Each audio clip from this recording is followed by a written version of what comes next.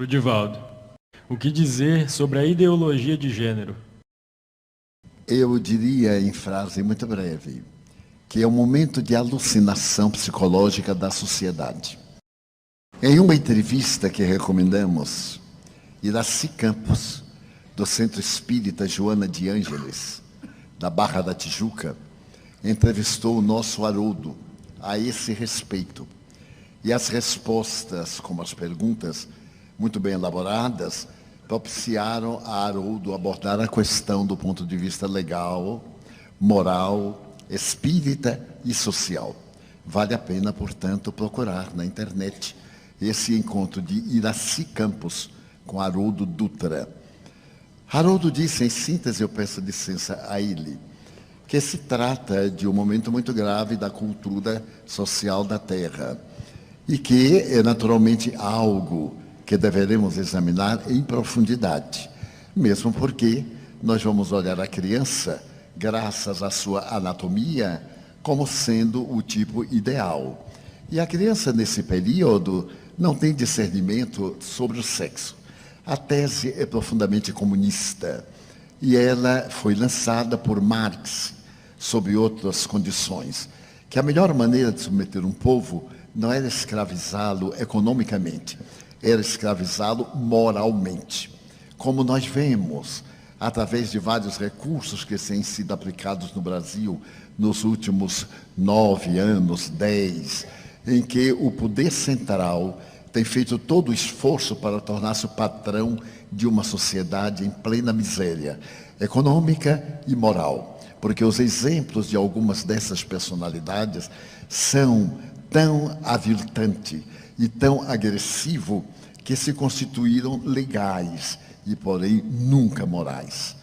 Todas essas manifestações que estamos vendo, graças à República de Curitiba, cujo presidente é o Dr. Moro, e deve ser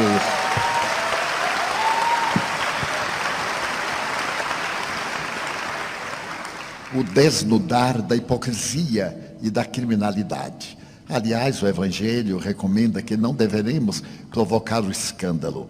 E o nosso venerando juiz não provocou o escândalo, atendeu a uma denúncia muito singela.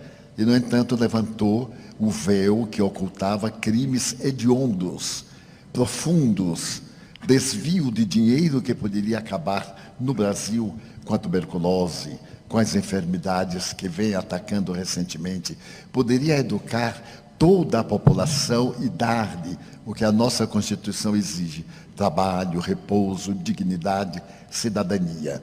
Mas determinados comportamentos de alguns do passado muito próximo estabeleceram o marxismo disfarçado e a corrupção sob qualquer aspecto como um princípio ético.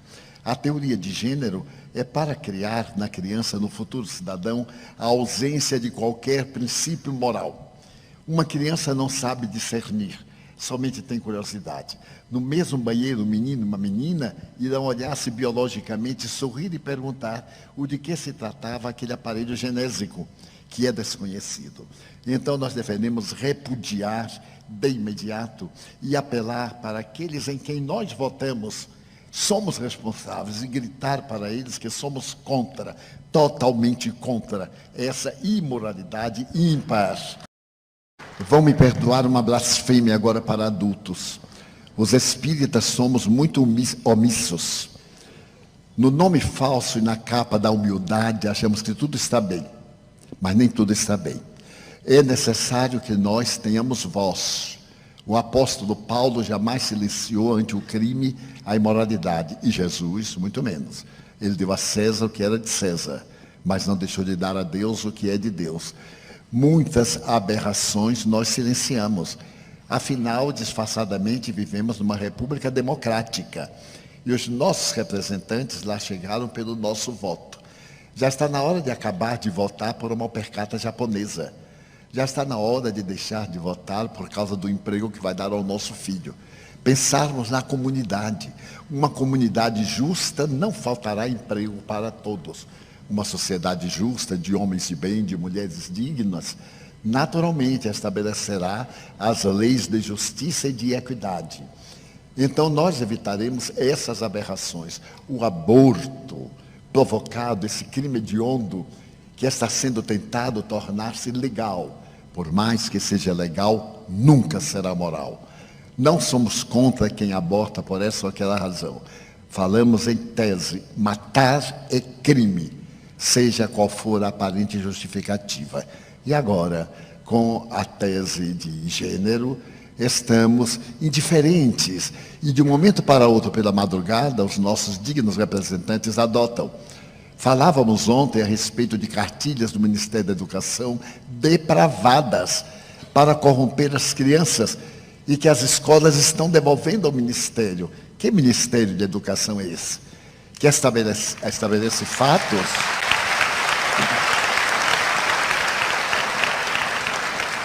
Deu uma indignidade muito grande. Os pais devem vigiar os livros dos seus filhos. E, naturalmente, recusarem. Nós temos o direito de recusar. Nós temos o dever de recusar. Victor Hugo já nos falava há mais de 150 anos, um grande pecado é a omissão. E Kardec nos falou que não era nobre apenas não fazer o mal, porque não fazer o bem é um crime muito grande. Então precisamos ser mais audaciosos, espíritas, definidos, termos opinião. A doutrina nos ensina. E para os jovens, eu direi que há uma ética, liberdade. O sexo é livre, livre sim, mas ele não tem a liberdade de indignificar a sociedade. Poderíamos sim exercer o sexo, é uma função do corpo e também da alma, mas com respeito e com a presença do amor. Portanto, a teoria de gênero, jamais.